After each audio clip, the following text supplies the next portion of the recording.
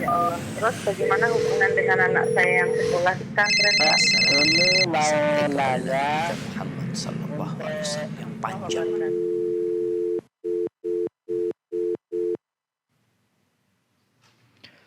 Bismillah, Assalamualaikum warahmatullahi wabarakatuh. Alhamdulillah, wassalatu wassalamu ala rasulillah wa ala alihi wa sahbihi wa mawalah amma ba'd.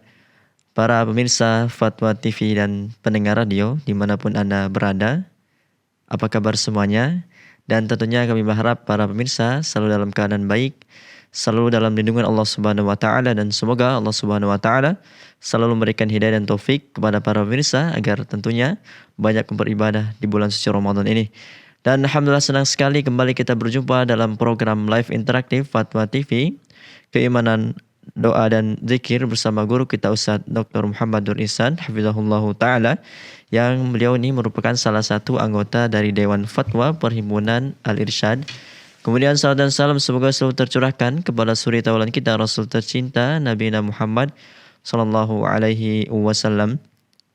Dan senang sekali pemirsa, Ustaz sudah hadir bersama kita di studio. Kita sapa beliau terlebih dahulu. Assalamualaikum Ustaz. Waalaikumsalam Ahlan wa sahlan Ustaz. Gimana kabarnya Ustaz? Alhamdulillah, sehat walafiat. Semoga antum dan juga para pemirsa, para pendengar, kaum muslimin ya, di mana saja berada dalam keadaan sehat walafiat. Jazakumullah khairan Ustaz. Sudah bisa hadir bersama kami di studio Ustaz ya. Barakallahu al-jami'na. Baik pemirsa, alhamdulillah sudah kita sapa Ustaz ya. Alhamdulillah beliau dalam keadaan baik dan insyaallah siap menjawab pertanyaan-pertanyaan dari pemirsa, baik itu dari penelpon ataupun pertanyaan yang berada di website. Dan kembali kami informasikan bahwasanya live kita pada kesempatan kali ini juga disiarkan oleh Radio Amuba Pangkal Pinang. Kami ucapkan jazakumullah khairan atas partisipasinya dalam menyiarkan live interaktif kita pada kesempatan kali ini. Dan kami juga mengajak para pemirsa untuk bertanya secara langsung ya, berpartisipasi dalam program kita kali ini dengan bertanya dengan menghubungi nomor 0331 544 6087, dan tentunya kami harapkan pertanyaan berkaitan atau berhubungan dengan tema kita, yaitu keimanan, doa dan zikir. Seperti biasa pemirsa, sebelum kita masuki tanya jawab, kita meminta kepada Ustaz untuk menyampaikan nasihat pembuka Ustaz. Nah, baik.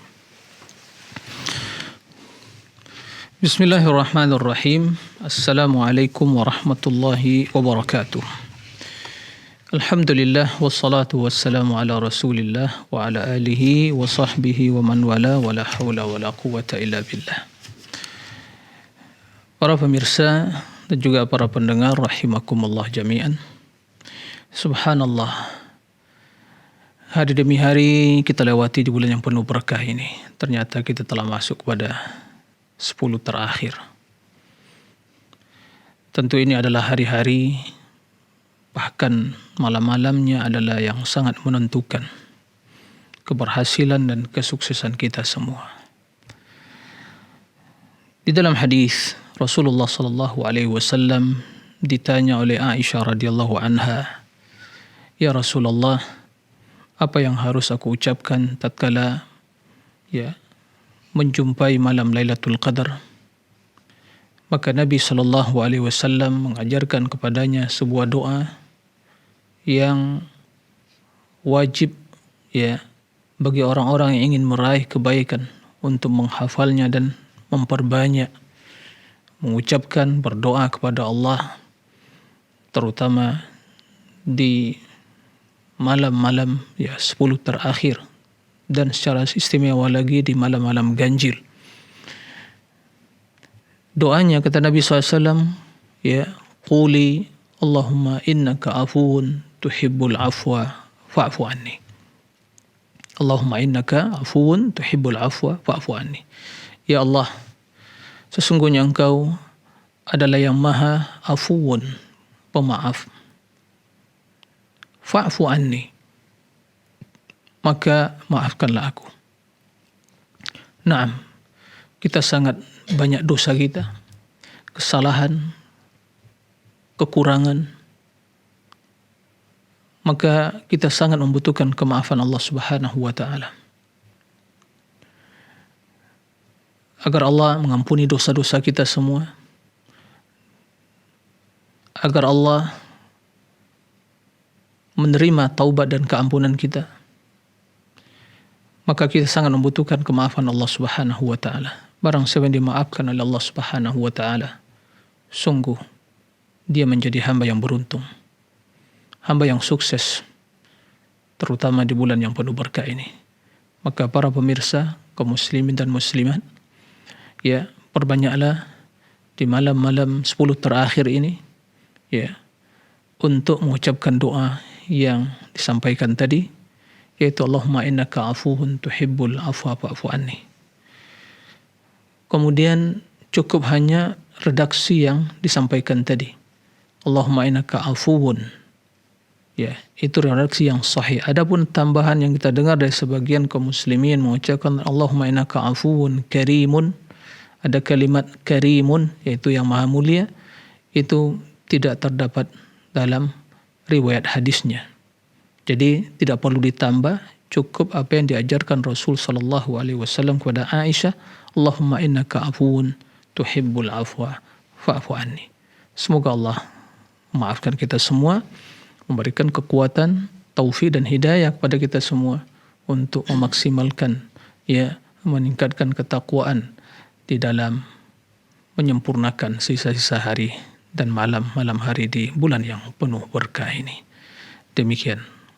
Wallahu a'lam wa sallallahu sallam Muhammad wa alihi wa sahbihi wa sallim. Naam. Jazakumullah khair Ustaz. Barakallahu fikum. Naam.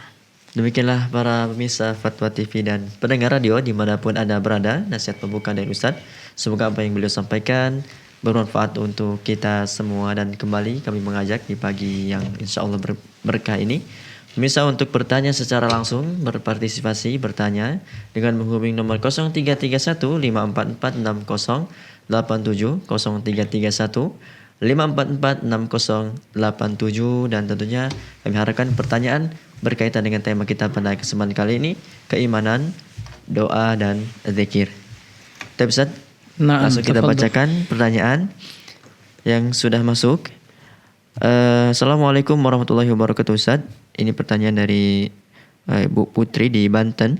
Izin bertanya, jika kita sedang ada masalah dan merasa telah melakukan dosa atau kesalahan, di mana dalam keadaan tersebut hati kita gelisah, tapi kita lebih memilih berpikir untuk segera menyelesaikan masalah tersebut daripada datang untuk berdoa dan memohon ampun dan petunjuk kepada Allah Subhanahu wa taala, karena takut malu atas perbuatan yang dilakukan di hadapan Allah Subhanahu wa taala. Mohon nasihatnya Ustaz.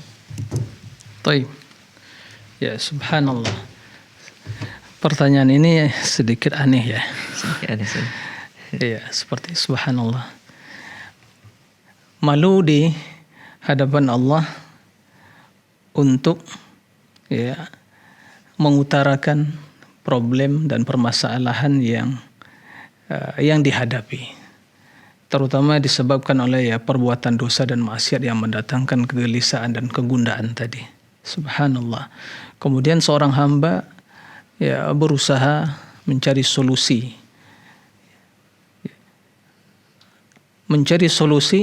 tapi hanya, ya, mengandalkan, ya, kemampuan dan juga mungkin, ya, kemampuan dia untuk menyelesaikan masalah tersebut. Ya subhanallah. Ya, siapa yang bisa menyelesaikan masalah dia kalau tidak dengan izin Allah Subhanahu wa taala? Ya, maka Ibu Putri di Banten, ya, barakallahu fiik. Subhanallah. Kebaikan kita di tangan Allah Subhanahu wa taala. Apa yang mungkin kita, ya, bayangkan atau kita memiliki persepsi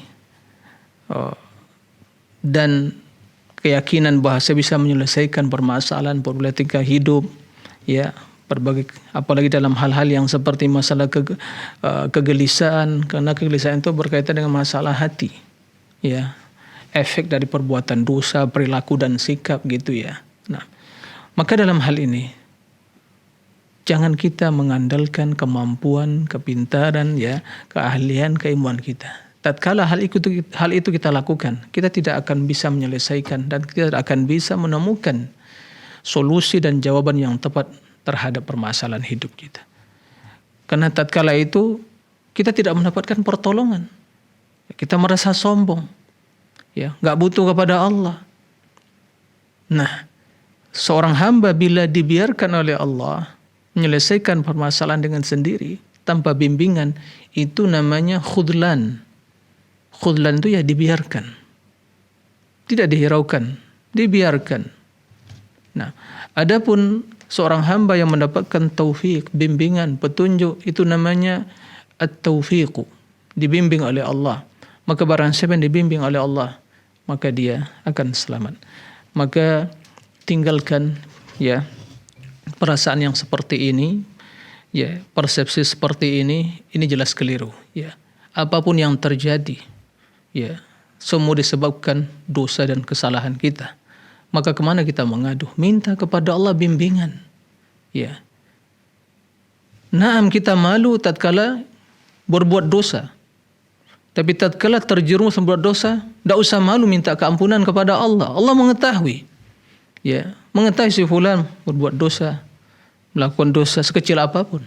Bahkan sebelum melakukan ya hasrat dan niat dia untuk berbuat dosa, Allah mengetahui. Maka menghadaplah kepada Allah, memohon keampunan kepada Allah. Ya, dikhawatirkan hal-hal yang seperti merupakan propaganda iblis untuk menghalang manusia dari ya tunduk patuh berserah diri kepada Allah dalam menyelesaikan permasalahannya. Di tangan Allah, wa biyadihil khair. Ya, kebaikan itu di tangan Allah Subhanahu wa taala. Maka para pemirsa, secara khusus Ibu Putri di Banten, barakallahu fiik, mengadulah kepada Allah. Ya, memohon keampunan kepada Allah, minta bimbingan kepada Allah Subhanahu wa taala, minta arahan dari Allah Subhanahu wa taala, ya dibimbing, berkemudahan, dan mintalah agar Allah senantiasa menjaga ya diri kita dari terjerumus ke dalam perbuatan dosa. Nah, demikian wallahu a'lam. Jazakumullah khairan Ustaz. Nah, Ya, demikianlah kami ucapkan jazakillah khairan wa barakallahu fiik kepada Bu Putri atas pertanyaannya, dan semoga Allah Subhanahu wa taala selalu memberikan hidayah dan taufik kepada ibu, keluarga, dan para pemirsa semuanya. Dan alhamdulillah Ustaz, sudah ada penelpon yang bergabung. Kita angkat terlebih dahulu. Ada Bu Rosmini di Pacitan. Assalamualaikum warahmatullahi wabarakatuh. Waalaikumsalam warahmatullahi wabarakatuh. Ya, silakan pertanyaannya. Assalamualaikum warahmatullahi wabarakatuh, Ustaz. waalaikumsalam warahmatullahi wabarakatuh. Kami ingin penjelasan, Ustaz. Doa yang habis disampaikan Ustaz itu tadi, Allahumma innaka kuntu tuhibbul afwa fa'fu. Itu membacanya sesudah sholat witir, cuma begitu aja, apa pakai awalan bismillah dan sebagainya, dan juga diakhiri alhamdulillah, atau bagaimana, apa cukup doa seperti itu tadi. Terus selain itu, kalau kita itu masalah sholat tarawehnya, kalau sudah sholat taraweh habis misa 4 rakaat 4 salam, juga diakhiri dengan witir.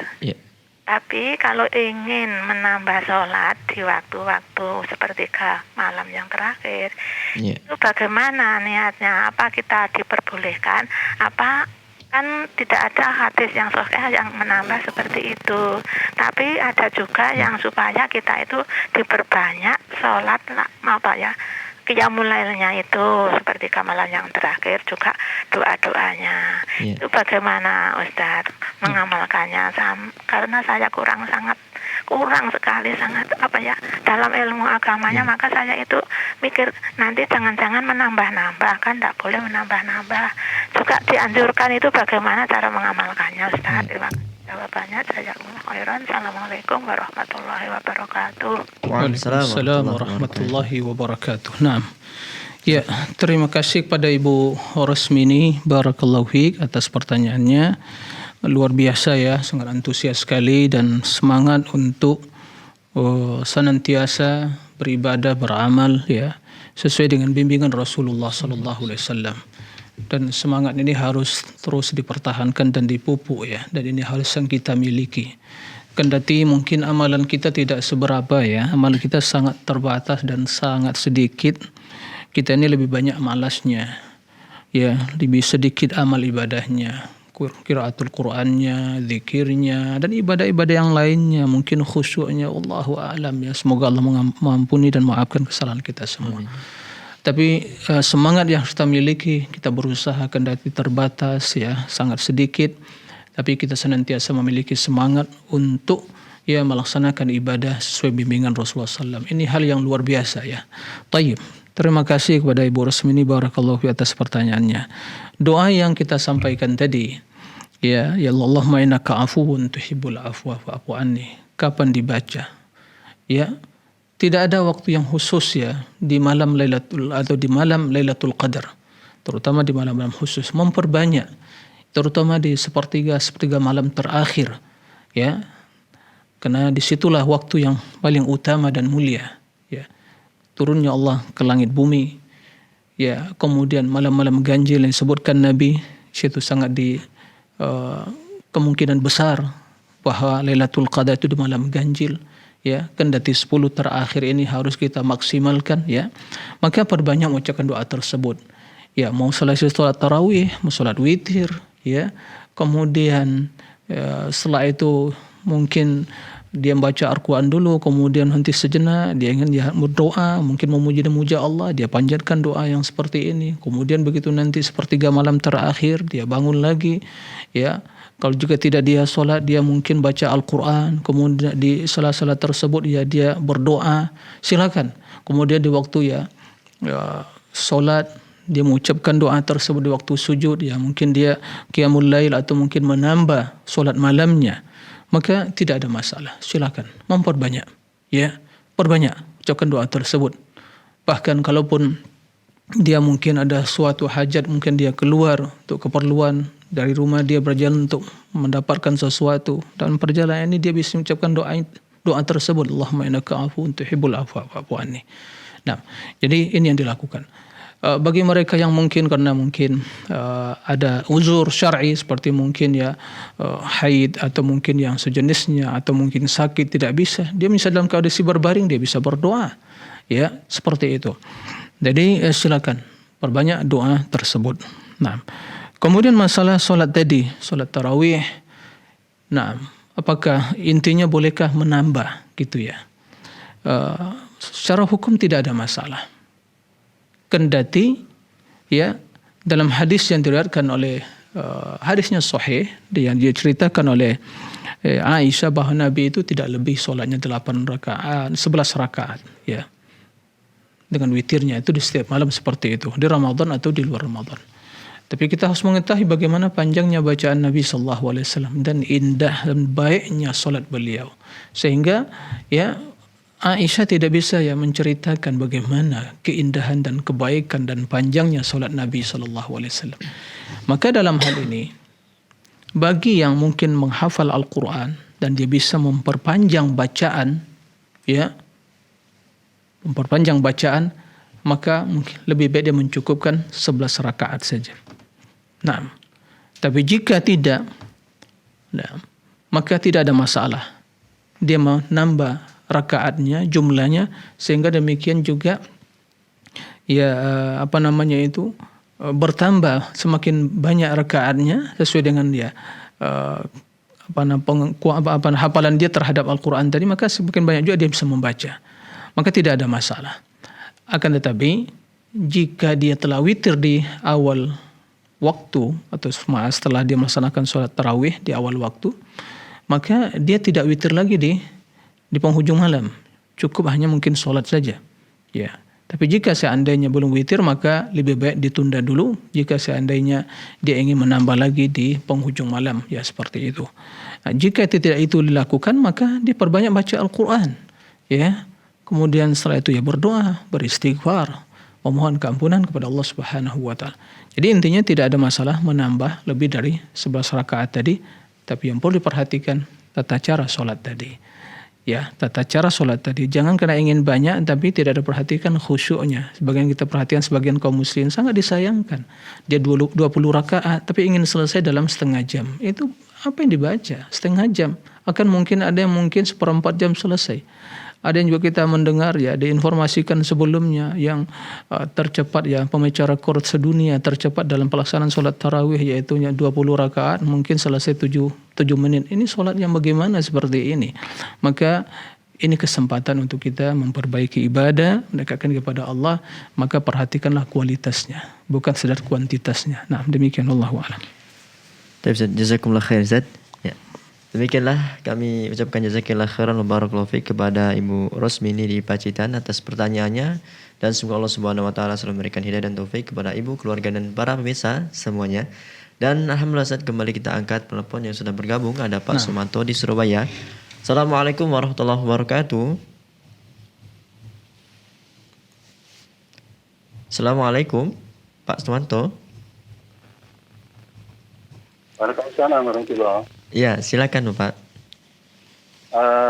Ustaz yang kami hormati, mohon penjelasan apakah ada tanda-tanda kalau puasa kita diterima Allah SWT. Ya. Terima kasih. Wassalamualaikum warahmatullahi wabarakatuh. Waalaikumsalam warahmatullahi wabarakatuh. Ya. Terima kasih kepada Pak Sumanto di Surabaya. Barakallahu fiik. Atas pertanyaannya yaitu menanyakan tentang tanda-tanda puasa diterima. Para pemirsa kaum muslimin yang dimuliakan Allah Subhanahu wa taala. Naam bahwa perhatian kita kepada amalan yang diterima hendaklah lebih banyak daripada amalan yang dikerjakan. Nah, karena itu yang menjadi standar ya di sisi Allah. Bukan sekedar banyaknya amalan kita, tapi adalah diterimanya ibadah tersebut. Ini perlu yang kita sentiasa beribadah di setiap hari. Nah, kita harus lebih mengutamakan bagaimana ibadah itu diterima oleh Allah. Nah, sehingga kita harus meningkatkan kualitasnya. Nah, apa tanda-tanda ya dari ibadah atau puasa yang diterima oleh Allah Subhanahu wa taala? Sebagaimana kita maklumi bahwa ibadah tersebut suatu kebaikan, nah, bila itu dikerjakan dengan penuh keikhlasan dan sesuai dengan tuntunan Rasulullah SAW, ya, sesuai dengan syaratnya, berlandaskan keikhlasan, kemudian tuntunan sesuai dengan tuntunan Rasulullah SAW, maka berharaplah ya kepada Allah bahwa amalan tersebut menjadi amal yang soleh. Yang soleh diterima oleh Allah Subhanahu wa taala. Ya. Kendati tidak boleh kita mengatakan, oh ya, pasti amalan saya diterima. Itu tidak boleh kita mengatakan. Kita berharap. Karena kepastian itu di tangan Allah. Karena ini karunia dari Allah. Ya, karunia dari Allah. Jadi kita bisa melaksanakan solat, karunia dari Allah. Kita bisa berpuasa, karunia dari Allah. Dan tatkala Allah menjanjikan puasa itu untukku dan aku yang langsung membalas tanpa batas, itu berarti karunia dari Allah. Ya, kita pada dasarnya tidak berhak, tapi Allah yang menentukan. Jadi kita berhak sesuai dengan apa yang ditentukan Allah, bukan karena kita yang pada dasarnya berhak.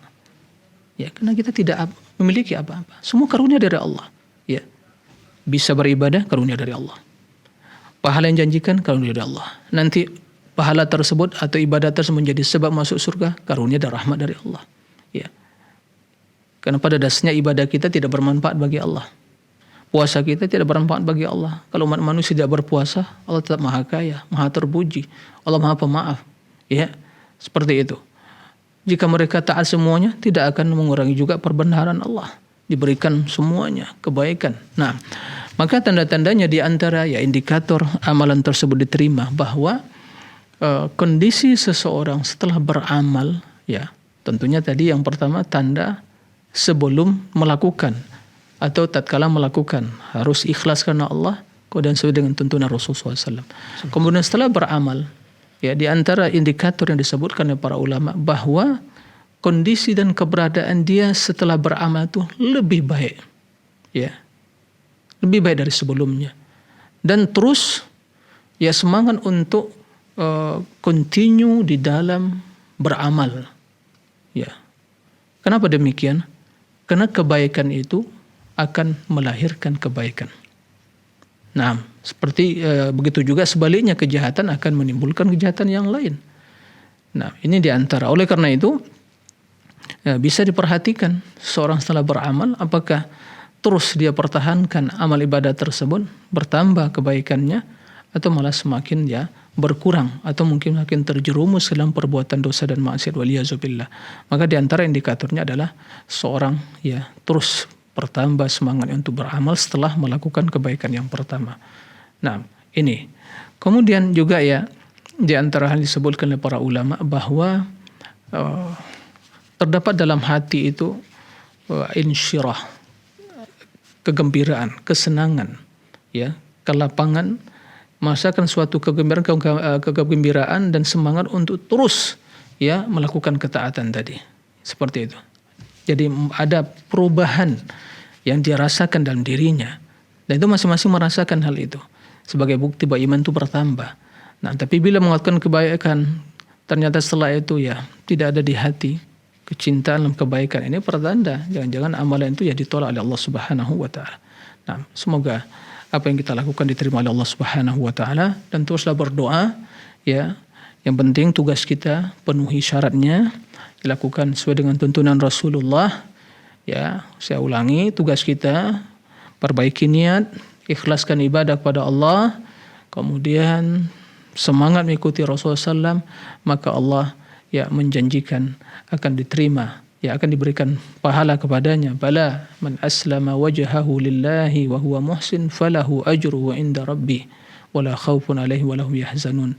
Tidak demikian bahwa barang siapa yang aslama wajhahu, berbuat ikhlas karena Allah, kemudian wa huwa muhsin, dan dia berbuat baik, yaitu mengikuti tuntunan Rasulullah SAW, maka baginya pahala di sisi Allah Subhanahu wa taala, tidak ada kekhawatiran, kesedihan baginya.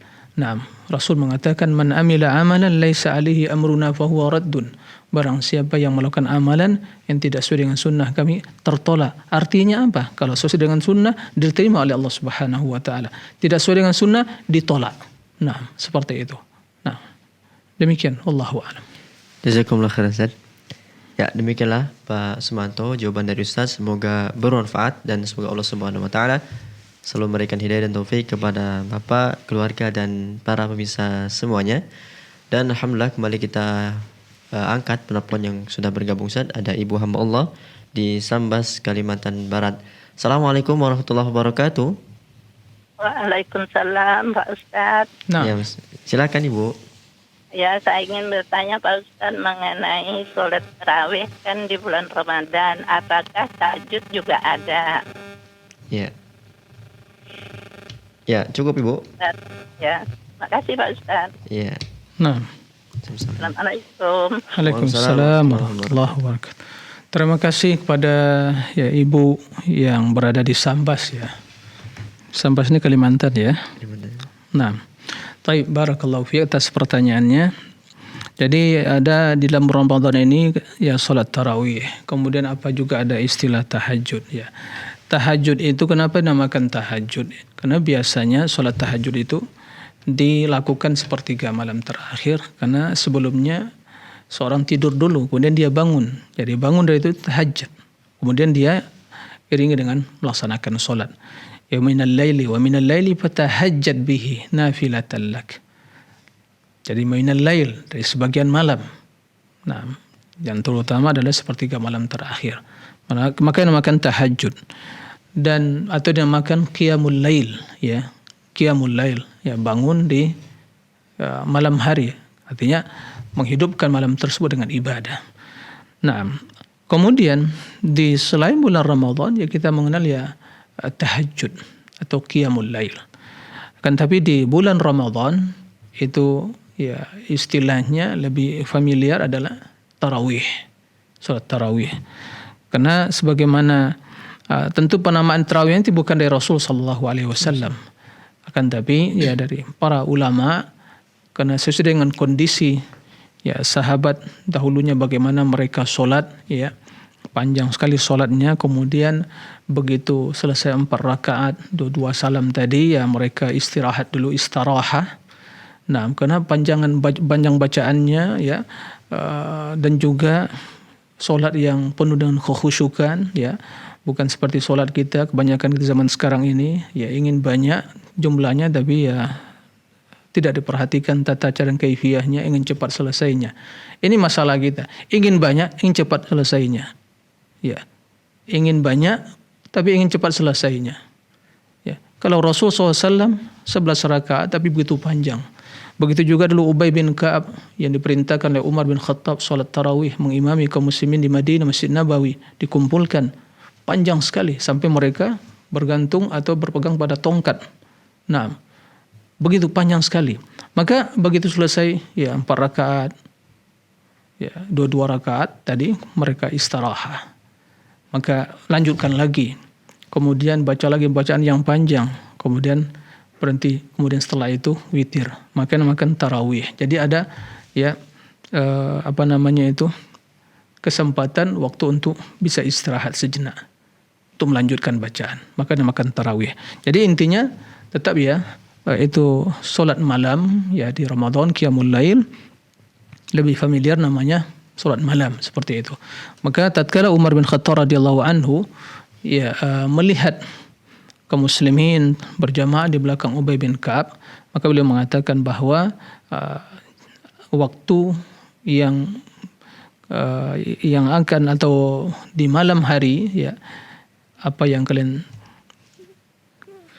lakukan, yang akan kalian hadapi di setelah pertengahan malam itu lebih baik daripada apa yang kalian kerjakan di awal waktu. Jadi intinya hanya sekedar penamaan saja, ya penamaan saja, tapi tidak namakan ya di malam tarawih itu tahajud, tapi mungkin qiyamul lail, seperti itu. Qiyamul lail itu yang lebih familiar, yang lebih masyhur penamaannya. Nah, kalaupun namakan tahajud, dia tidur dulu, kemudian sepertiga malam terakhir bangun, maka itu sah-sah saja. Tapi yang lebih familiar adalah qiyamul lail ya di Ramadan ini. Nah, demikian wallahu a'lam. Jazakallahu khairan Ustaz. Ya, demikianlah kepada Ibu hamba Allah di Sumbar jawaban dari Ustaz. Dari Sambar ya. Kami ucapkan jazakillah khairan wa barakallahu fiik atas pertanyaannya, dan semoga bermanfaat, dan semoga Allah Subhanahu wa taala selalu memberikan hidayah dan taufik kepada ibu, keluarga dan para pemirsa sekalian. Dan kembali kami mengajak para pemirsa untuk bertanya secara langsung kepada Ustaz dengan menghubungi nomor 0331 544 6087 0331 544 6087, dan tentunya kami harapkan pertanyaan berkaitan dengan tema kita yaitu keimanan, doa dan zikir. Tapi saat kembali kita bacakan pertanyaan. Ada pertanyaan dari saudara kita Ahmad Taufik di Yogyakarta. Assalamualaikum warahmatullahi wabarakatuh. Ustaz, izin bertanya. Akhir-akhir ini saya sering terkena was-was sehingga membuat kehidupan saya sebagai seorang muslim terasa sempit. Kemarin malam dalam sujud saya berkata kepada Allah, "Ya Allah, aku ingin menjadi kafir." Namun saya lupa apakah waktu itu saya mengatakan secara lisan atau di dalam hati. Saya sangat menyesal perbuatan tersebut Ustaz. Apakah saya menjadi kafir karena hal tersebut dan harus mengulang syahadat dengan menghadirkan 2 orang saksi? Ya, terima kasih atas pertanyaannya. Yaitu Ahmad Taufik di Yogyakarta. Semoga Allah senantiasa memberikan taufik kepada beliau ya. Taib. Ya, kita harus waspada ya dalam hidup ini. Syaitan itu dan iblis ya dengan bala tentaranya selalu berusaha menjerumuskan umat manusia ke dalam kesesatan, baik dalam bentuk perkataan, ya, keyakinan, ya perilaku dan sikap. Kita harus waspada dari ya perangkap-perangkap iblis dan bala tentaranya. Ya, seperti ya dia selalu atau iblis selalu menanamkan dalam diri manusia was-was, keraguan, kebimbangan, ya, atau keyakinan-keyakinan yang menyimpang bahkan sampai kepada kekufuran ya. Maka hal yang demikian itu harus kita antisipasi dengan cepat, dengan banyak berlindung kepada Allah ya, berta'awuz, memohon pertolongan kepada Allah Subhanahu wa taala, mendekatkan diri kepada Allah Subhanahu wa taala, maka Allah akan menjaga ya seorang hamba dari hal yang demikian itu. Adapun inti pertanyaan saudara kita Ahmad tadi, apakah tatkala dia mungkin pernah berkata di waktu sujudnya, apakah spontanitas ya atau secara spontanitas dia itu menjadi kafir? Tidak. Ya, tidak. Ini mungkin ucapan yang dilakukan tidak sadar ya. Ya, seperti itu. Tapi dia itu berkeinginan, tapi dia belum kufur, ya, berkeinginan, tapi jelas keinginan yang keliru tentunya. Ya. Seorang berkeinginan yang menjadi seorang yang sempurna imannya, begitu ya.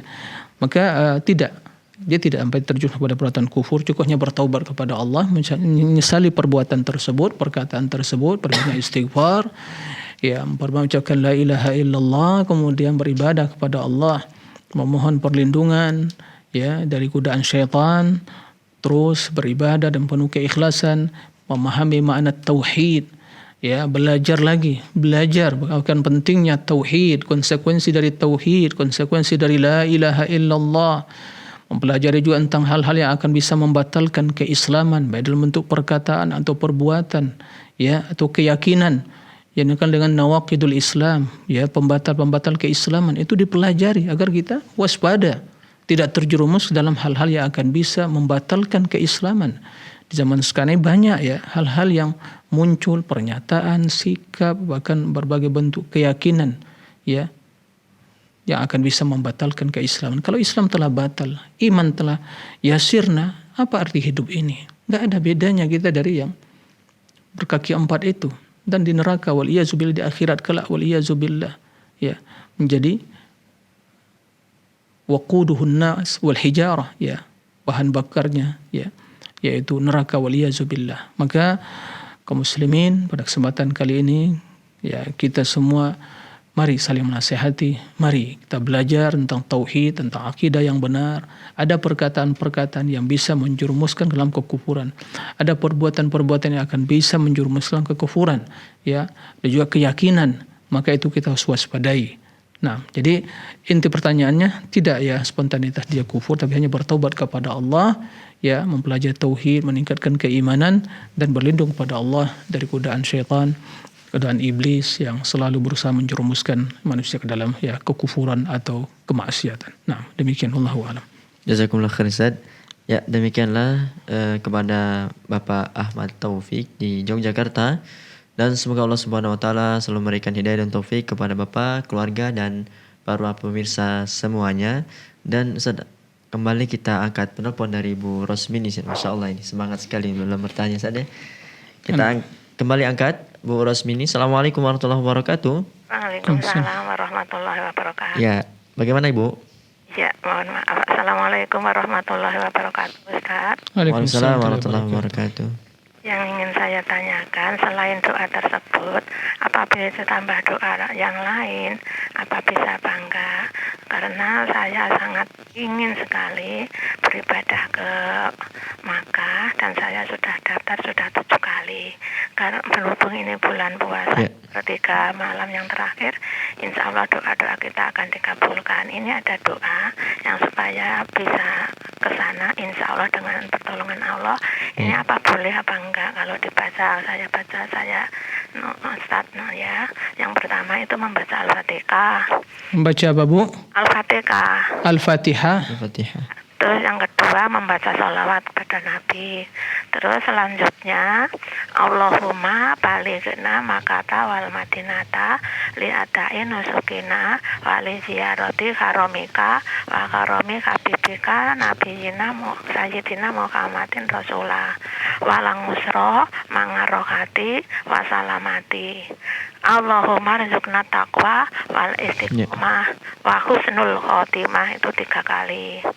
Terus Allahumma jangalna khajama beruro wa sa'yam maskuro wa dzambam maghfuro wa ngamalan sholihah makbula wa tijarota lan tabur.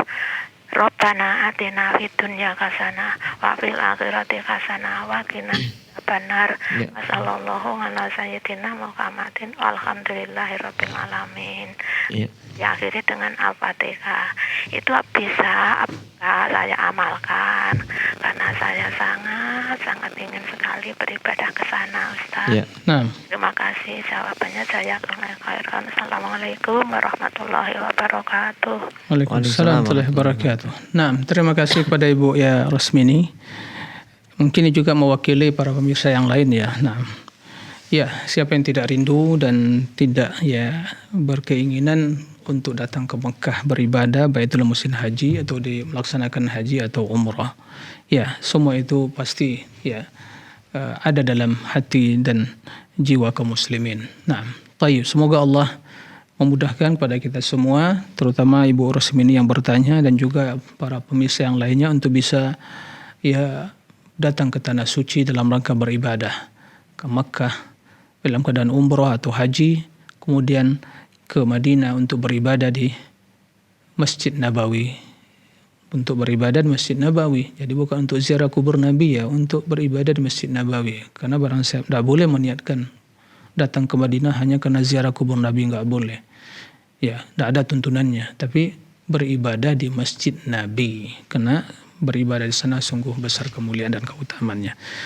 Nah, tadi doa yang disampaikan, rangkaian doa yang disampaikan oleh Ibu Rosmini tadi, juga saya tidak hafal ya sepanjang itu, tapi intinya ada Al-Fatihah, kemudian setelah itu nanti salawat kepada Nabi, kemudian doa untuk bisa disampaikan ya ke tanah suci untuk bisa beribadah ya, haram Mekah, kemudian Madinah, kemudian memohon ya sa'i yang diterima, yang mungkin ibadah yang diterima, kemudian dosa yang diampunkan gitu ya, kemudian husnul khatimah dan begitu, dan keselamatan.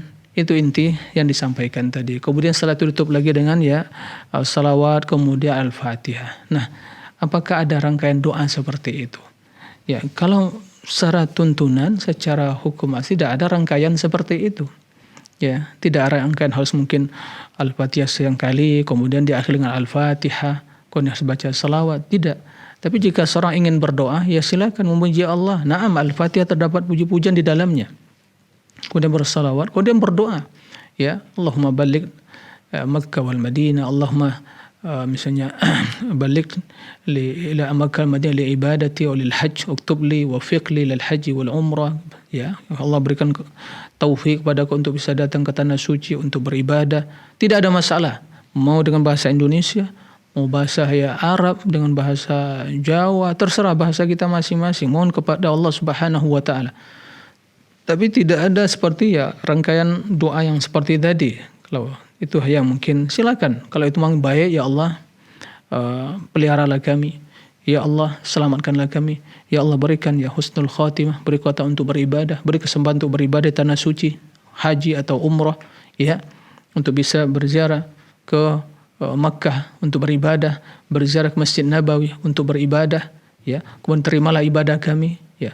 Seandainya nanti di Mekah sampai ya tentu ada sa'i, ada tawaf, ada ibadah yang lain, maka mohon kepada Allah agar menjadi sa'i yang diterima, ya, umrah yang diterima, amalan yang diampuni, ya. Karena itulah perdagangan tidak akan pernah merugi. Jadi intinya tidak ada masalah selama itu doa yang baik, tapi tidak perlu ada ya setiap doa harus diakhiri dengan Al-Fatihah gitu ya. Tidak begitu, ya. Jadi kemudian juga sebelumnya juga Al-Fatihah dibaca sekian kali, tidak ada tuntunan seperti itu. Yang penting puji-pujian kepada Allah, ya. Itu etikanya seperti itu, adabnya seperti itu, puji-pujian kepada Allah, kemudian bersolawat kepada Nabi, kemudian panjatkan hajat kita. Jadi tidak ada masalah ya, silakan doa, tapi tidak boleh dinisbatkan pada Nabi ini rangkaiannya harus begini yang dibaca, tidak seperti itu, ya. Jadi kalau itu baik tidak ada masalah, silakan dibaca doanya. Nah, demikian wallahu a'lam. Tapi Ustaz, Afan Ustaz, kalau mungkin membaca doa tadi ya Ustaz, yang disebutkan Ibu Rosmini tadi, kemudian dengan keyakinan bahwa doa ini memiliki keutamaan begitu Ustaz, itu ya, itu yang kita sampaikan tidak boleh disebutkan pada Nabi. Dan tatkala yang disebutkan kepada Nabi, ini doa yang mustajab, ini yang mungkin keutamaan, tidak ada. Dari mana? Karena pernyataan bahwa ini ada keutamaannya, ya, itu hanya bisa diketahui dari ya perkataan Nabi atau ya firman Allah dan perkataan Nabi. Adapun seseorang yang merangkai ya kata-kata atau mungkin menyusun doa-doa tersebut tujuan mungkin memudahkan bagi yang awam, kemudian mengatakan ini lebih utama, nggak boleh. Berarti kedustaan pada Nabi Sallallahu Alaihi Wasallam, nggak boleh itu. Ya, maka disampaikan tadi, jika memang tidak ada riwayat dan ucapan dan redaksi seperti itu, tapi maknanya benar, baik, tidak ada masalah, boleh berdoa. Ya, dengan bahasa Arab, bahasa Indonesia, bahasa Jawa, bahasa apapun boleh ya. Tapi tidak boleh mengatakan ini lebih utama begini, keutamaannya begini, tidak boleh seperti itu. Atau salawat yang dibuat keutamaannya begini, tidak boleh, itu perbuatan yang beda, nggak boleh seperti itu. Ya, nah ini yang harus dilakukan. Nah, wallahu a'lam. Jazakumullah khairan. Ya, demikianlah kami ucapkan jazakallahu khairan wa barakallahu fiik kepada Ibu Rosmini di Pacitan atas pertanyaannya, dan semoga Allah Subhanahu wa taala selalu memberikan hidayah dan taufik kepada ibu, keluarga dan para pemirsa semuanya. Dan kembali kami mengajak para pemirsa untuk bertanya secara langsung kepada Ustaz dengan menghubungi nomor 0331544687 dan kembali kami angkat penelpon yang sudah bergabung. Ada Ibu hamba Allah di Sukabumi. Assalamualaikum warahmatullahi wabarakatuh. Waalaikumsalam. Ya, silakan Ibu pertanyaannya. Assalamualaikum Pak Ustadz. Waalaikumsalam warahmatullahi wabarakatuh. Ya, silakan Ibu. Ini kan kalau perempuan ya kan kalau puasa itu tidak full 1 bulan. Ada masa-masa tidak berpuasa. Itu Iya. kalau datang bulan Syawal itu yang didahulukan itu puasa Syawal Iya. dulu atau mengqadha dulu begitu. Iya. Itu saja Pak Ustadz. Ya, nah.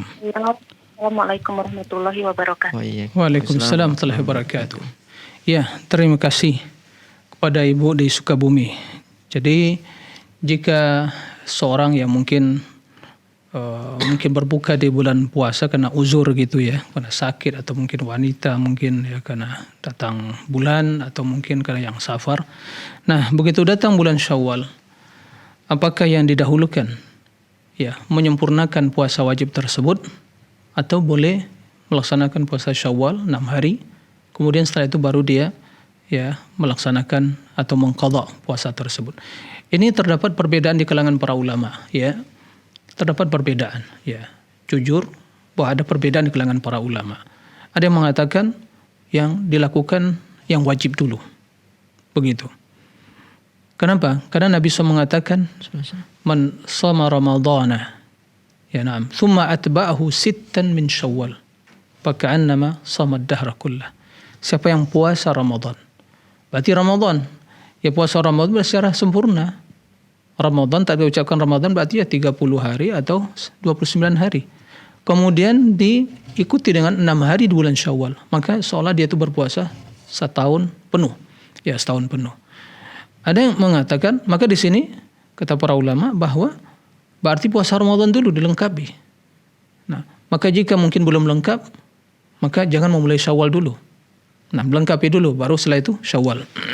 Karena begitu redaksi hadisnya. Kemudian pendapat yang kedua mengatakan boleh ya. Karena waktu untuk mengqadha itu masih panjang. Ya. Sementara waktu Syawal itu terbatas. Ya, hanya 1 bulan. Maka kemampuan seorang ya tidak sama. Nah, maka dalam hal ini ya insyaallah ya jika kondisi ibu tadi ya memungkinkan untuk mengqadha puasa Ramadan dulu, maka itu lebih utama. Kemudian baru puasa Syawal, ya. Tapi jika tidak memungkinkan, maka sesuai dengan pendapat yang kedua tadi tidak ada masalah puasa Syawal dulu karena ya waktunya hanya terbatas 6 hari di bulan Syawal. Kemudian setelah itu di selain Syawal sampai nanti datang ya Sya'ban untuk tahun yang selanjutnya masih bisa digunakan untuk mengqadha puasa yang ditinggalkan karena uzur syar'i tadi. Nah, demikian wallahu a'lam. Jazakumullah khairan Ustaz. Demikianlah Ibu hamba Allah di Sukabumi jawaban dari Ustaz, semoga bermanfaat dan semoga Allah Subhanahu wa taala selalu memberikan hidayah dan taufik kepada ibu, keluarga dan para pemirsa sekalian. Dan kembali kami mengajak para pemirsa di sisa waktu yang ada ini untuk bertanya secara langsung pada Ustaz dengan menggunakan nomor 0331 5446087 dan kembali Ustaz kita bacakan pertanyaan. Ada dari Bapak Rafil Hanafi di Gorontalo, Kabupaten Bualemo, Indonesia. Assalamualaikum warahmatullahi wabarakatuh Ustaz. Izin bertanya, mohon penjelasannya bentuk malas atau tidak semangat dalam berdiri ketika salat itu bagaimana Ustaz? Dan apakah jika menahan kantuk saat salat itu membatalkan salat? Karena terkadang sampai hampir jatuh karena menahan kantuk itu. Tapi jika sudah selesai salat, kantuknya hilang Ustaz. Subhanallah. Subhanallah. Baik, barakallahu fiik atas pertanyaannya Bapak Rafli Hanafi Gorontalo. Barakallahu fiik atas pertanyaannya. Jadi bagaimana ya bentuk malas atau tidak semangat tadi? Tentunya ya sifat malas tersebut terkadang bisa terlihat ya dalam penampilan. Ya. Seperti itu. Jadi tidak semangat kalaupun pelaksanaannya ya tidak sempurna, ingin ya tidak ada penghayatan terhadap amal ibadah tadi, untuk bangkit dan bangun untuk sholat, bahkan begitu terdengar azan masih juga menunda-nunda gitu ya dengan alasan yang lain, makanya termasuk kemalasan ya. Dan itu pertanda, hati-hati, ini pertanda namanya ya di antara sifat kaum munafikin ya, wa idza qamu ila sholati qamu kusala. Nah, qamu kusala. Kemalasan itu ya sifat yang bertentangan dengan semangat ya. Dia orang yang bersemangat pasti ya tidak ada namanya kemalasan. Ya. Tapi tatkala semangat berkurang dalam ibadah kataan, mulai ini sifat malas penyebabnya. Dan penyebab malas tadi banyak ya, mungkin kesibukan urusan dunia, bisnisnya, atau mungkin apalagi masalah dosa dan maksiat. Ini membuat orang itu malas. Ya. Kemudian juga tidak memahami ya keutamaan ibadah tadi. Maka jadi malas. Jadi intinya, adapun ya sekedar terjadi mungkin ngantuk begitu ya, menahan ngantuk apakah membatalkan sholat? Ya tidak. Tapi tentu akan mengurangi kekhusyukan tadi. Nah, maka harus dipertanyakan, kenapa kok di waktu sholat ngantuk, selesai sholat tidak ngantuk? Nah ini, apa ini masalahnya ini? Nah, introspeksi diri ini, kenapa ini? Di waktu sholat kita bermunajat kepada Allah, ayat dibaca, kemudian zikir kita baca, ya. Kenapa datang rasa ngantuk tadi? Begitu selesai sholat, hilang rasa ngantuk.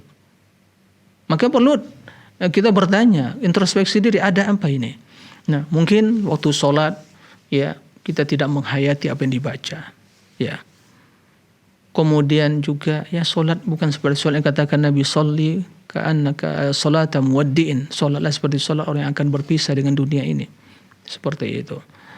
Kemudian tidak menghayati makna demi makna dari apa yang dibaca. Padahal Allah membagi ya Al-Fatihah, bacaan itu 2 bagian. Separuhnya untuk hambanya, separuh untuk hambanya. Kemudian apa yang kita ucapkan. Maka intinya sekedar ya menahan ngantuk tidak membatalkan. Ya. Tapi yang jadi permasalahan, kenapa ini terjadi? Begitu saya sholat, hilang ngantuk. Maka ini harus Pak Rafli itu harus mencari penyebabnya, ya, mengintrospeksi diri. Dan intinya, teruslah memohon pertolongan kepada Allah Subhanahu wa Ta'ala. Jangan lupa memperbanyak mengucapkan doa yang diajarkan Nabi kepada Mu'adz bin Jabal radhiyallahu anhu, yaitu doanya Allahumma a'inni ala dzikrika wa syukrika wa husni ibadatik. Nah, ya Allah, berilah aku pertolongan untuk ya bersyukur, berzikir, mensyukuri nikmat-Mu, dan untuk melakukan ibadah yang terbaik padamu. Dan camkan dalam diri kita sabda Nabi SAW, ihris ala ma yanfa'uk wasta'in billah. Bersungguh-sungguh untuk melakukan yang bermanfaat untuk dirimu, dan jangan lupa mohon pertolongan kepada Allah. Begitu juga kita camkan dalam diri kita makna firman Allah yang kita baca dalam surah Al-Fatihah, iyyaka na'budu wa iyyaka nasta'in. Kepada Engkau kami ibadah ya Allah, dan hanya kepada Engkau kami mohon pertolongan. Ini harus ditanamkan dalam diri kita. Kita ini sangat lemah. Tapi sesungguhnya yang malas itu, ya, malas itu tidak tergantung dengan ya kondisi fisik seseorang. Karena sesungguhnya tatkala malas itu yang menyertai hati, semua akan jadi malas. Dia sehat pun kuat, ya, fisiknya ya kekar, kuat, tapi akan malas. Kenapa? Hatinya yang malas. Tapi kalau hati yang semangat, tidak ada hambatan. Yang lumpuh itu bukan lumpuh fisik, tapi lumpuh hati. Yang semangat itu hati, ya, dalam beribadah. Bukan karena kesehatan dan bukan karena ya fisik yang kuat dan kekar dan yang kokoh, ya, yang kuat. Tidak itu. Tapi kembali pada ya semangat ya di dalam hati yang membara, yang itu akan membuat seorang itu bangkit untuk bangun beribadah. Ya, begitu dengar azan dia bangkit meninggalkan ya lezatnya tidur. Ya, kemudian begitu ada azan dia bergegas untuk datang ke rumah Allah karena seruan untuk mendapatkan kemenangan, kemuliaan. Maka dia itu yang akan menyebabkan dia bangkit. Nah, demikian. Wallahu a'lam. Tapi Ustaz, Alhamdulillah tadi adalah pertanyaan terakhir kita Ustaz pada kesempatan kali ini. Barakallahu fiik. Kami ucapkan jazakumullah khair atas waktu dan ilmunya Ustaz, dan semoga di lain kesempatan kita dapat kembali berjumpa. Allah amin. Barakallahu fiikum jami'an. Nah. Ya, demikianlah pemirsa, karena keterbatasan waktu kita ya. Tadi adalah pertanyaan terakhir kita pada kesempatan kali ini. Kami ucapkan mohon maaf kepada penelpon yang belum kami angkat atau kepada pertanyaan-pertanyaan yang tidak sempat kami bacakan. Tapi Anda dapat terus menyaksikan live interaktif Fatwa TV, dan bagi Anda yang ingin mengetahui informasi atau rangkaian acara Fatwa TV selama bulan Ramadan ini, Anda dapat mengunjungi website kami di www.fatwatv.id, dan update tanya jawab bisa di www.dewanfatwa.com/tanya jawab. Dan akhirnya semoga apa yang Ustaz sampaikan pada kesempatan kali ini bermanfaat untuk kita semua. Kita akhiri perjumpaan kita dengan doa kafaratul majelis. Subhanakallahumma bihamdika asyhadu an la ilaha illa anta astaghfiruka wa atubu ilaik. Wassallallahu ala sayyidina Muhammad. Wassalamualaikum warahmatullahi wabarakatuh.